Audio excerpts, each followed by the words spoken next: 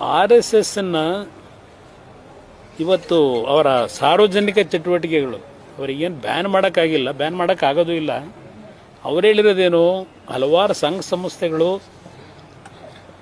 ಸರ್ಕಾರಿಯ ಅಧೀನದಲ್ಲಿರ್ತಕ್ಕಂಥ ಜಾಗಗಳಲ್ಲಿ ಆ ಪೆರೇಡ್ ಮಾಡೋದು, ಫಂಕ್ಷನ್ ಮಾಡೋದು ಮಾಡಬಾರ್ದು ಅಂತ ನಿನ್ನೆ ಆದೇಶ ಸಚಿವ ಸಂಪುಟದಲ್ಲಿ ಮಾಡ್ಕೊಂಡಿದ್ದಾರೆ.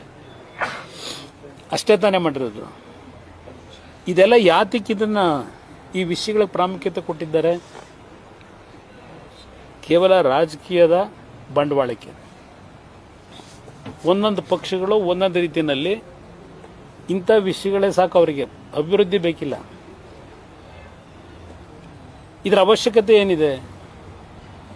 RSSನ ಮಹಾತ್ಮ ಗಾಂಧೀಜಿಯವರನ್ನ ಗೋಡ್ಸೆ ಗುಂಡಿಟ್ಟು ಕೊಂದಾಗಲೇ ಬ್ಯಾನ್ ಮಾಡಿದ್ರು. ಇದೇ ನೆಹರು ಅವರೇ ಆ ಬ್ಯಾನ್ನ ವಾಪಸ್ ತಗೊಳ್ಳಿಲ್ವಾ? ಕಾಂಗ್ರೆಸ್ ಸರ್ಕಾರ ಇದ್ದಾಗಲೇ ಅವ್ರಿಗಿಂತಲೂ ತೆರಿಗೆ ಸಿದ್ದರಾಮಯ್ಯನ. ಇವೆಲ್ಲ ಏನು ಅರ್ಥ ಏನಿದೆ ಇದರಿಂದ? ಇದು ಒಟ್ಟಾರೆ ಸಮಾಜದಲ್ಲಿ ಸಂಘರ್ಷಗಳು, ಸಮಾಜದಲ್ಲಿ ಒಬ್ರಿಗೊಬ್ಬರಿಗೆ ವಿಶ್ವಾಸದ ಕೊರತೆ ಮೂಡಿಸ್ತಕ್ಕಂಥದ್ದು ಮತ್ತು ಸಾರ್ವಜನಿಕರನ್ನ ದಾರಿ ತಪ್ಪಿಸಿ ಇವ್ರ ತಪ್ಪುಗಳನ್ನು ಮುಚ್ಕೊಳ್ತಕ್ಕಂಥದ್ದಕ್ಕೆ ಈ ಸರ್ಕಾರ ಇಂಥ ವಿಷಯಗಳಿಗೇನೆ ಕಳೆದ 2.5 ವರ್ಷದಿಂದ ಈಗ ಅದು ಎಂಥದ್ದು ನಿಮ್ಮ ಧರ್ಮಸ್ಥಳ ತಲೆಬುರುಡೆ.